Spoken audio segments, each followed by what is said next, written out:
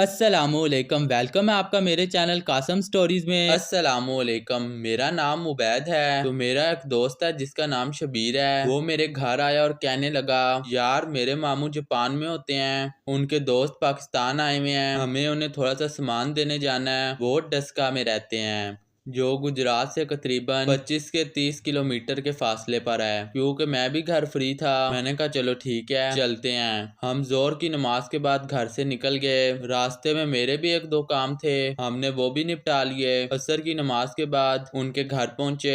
रास्ता काफी गुंजान आबाद था, दोनों तरफ दरख्त ही दरख्त थे। हम जब उनके घर पहुंचे उन्होंने हमारी बहुत इज्जत की।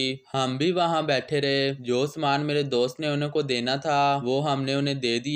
फिर हमने इजाजत मांगी। फिर उन्होंने कहा कि आप लोग खाना खा कर जाएं। हमें वाकई बहुत भूख लग रही थी। हमने कहा चलो ठीक है हम खा लेते हैं। एक होता है ना कि ऊपर ऊपर से भी हमने मना नहीं किया क्योंकि इतनी भूख लगी हुई थी हमें। हमने कहा चलो ठीक है खाना खा लेते हैं। वो एक दफा होता है ना कि हमने ऊपर ऊपर से भी मना नहीं किया, हमें इतनी भूख लगी हुई थी। ऐसे ही करते करते ईशा की नमाज का वक्त हो गया और हम उनके घर से निकले।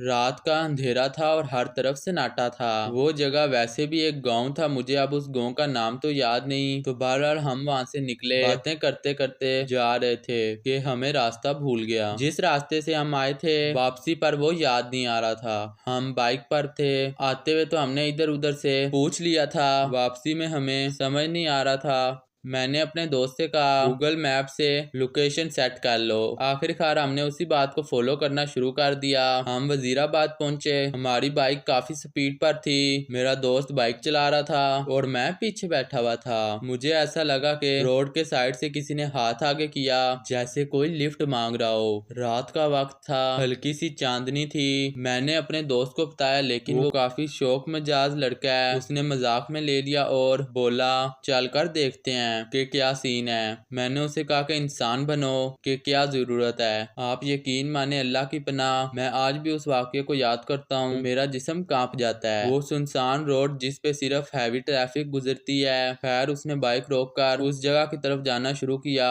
जहाँ मुझे लगा था कि किसी ने हाथ आगे किया था। सड़क के किनारे बड़े बड़े सफेद दरख्त लगे हुए थे। हम जब उस तरफ गए वहाँ कुछ भी नहीं था। हम अभी बाइक पर ही थे, हमने टॉर्च भी ऑन की हुई थी। तभी हमने एक दरख्त के पास देखा एक औरत काले कपड़ों में बैठी हुई है जैसे किसी बच्चे को कुछ खिला रही हो। आप यकीन माने अभी ये कहानी बयान करते हुए भी मुझे डर लग रहा है। तो मेरा दोस्त उस वक्त उस औरत से मुखातिब हुआ और बोला हेलो, अभी आपने आगे हाथ किया था। वो औरत खड़ी हुई और हमारी तरफ आने लगी। उसने काली चादर ओढ़ी हुई थी। मेरा दोस्त जो हमेशा शौकी मजाजी में रहता था मजाक में बोला आप बताओ ना कहाँ जाना है, लिफ्ट चाहिए। आप यकीन माने मुझे उस वक्त बहुत डर लग रहा था। अचानक उस औरत ने अपनी चादर पीछे की, एकदम ऐसा बड़ा मुंह खोला कि मैं आपको क्या ही बताऊं। इतना बड़ा मुंह, उसके मुंह का अंदरूनी हिस्सा लाल सुर्ख था जैसे खून से भरा हुआ हो। वो तेजी से हमारी तरफ बढ़ने लगी। हम दोनों ने इतने जोर से चीख मारी के कानों में गूंज गई। मैं तो फौरन बाइक से उतरकर भागने लगा। शुक्र है उस टाइम हमारी बाइक ऑन थी। मेरा दोस्त जल्दी से बाइक को आगे लाया और मैं पीछे बैठा। हम पूरी रफ्तार से वहां से भाग निकले। आगे जाके एक होटल आया। हम उस होटल के बाहर चरपाइयों पर जा गिरे। वहाँ सब लोग हमारे इर्द गिर्द इकट्ठे हो गए और पूछने लगे कि क्या हुआ। हमने उन्हें सब कुछ बताया। वहाँ एक चौकीदार पठान भी था। उसने कहा चलो मेरे साथ, मैं चलता हूँ उधर। हमने इनकार किया कि हम वहाँ वापस नहीं जाना चाहते, मगर उसने हमें साथ ले लिया। हम उसके साथ वहाँ वापस गए लाइट लेकर। वहाँ कुछ भी नहीं था। हम वापस घर आए और अल्लाह ताला से माफी मांगी, आइंदा कभी भी ऐसा काम नहीं करेंगे।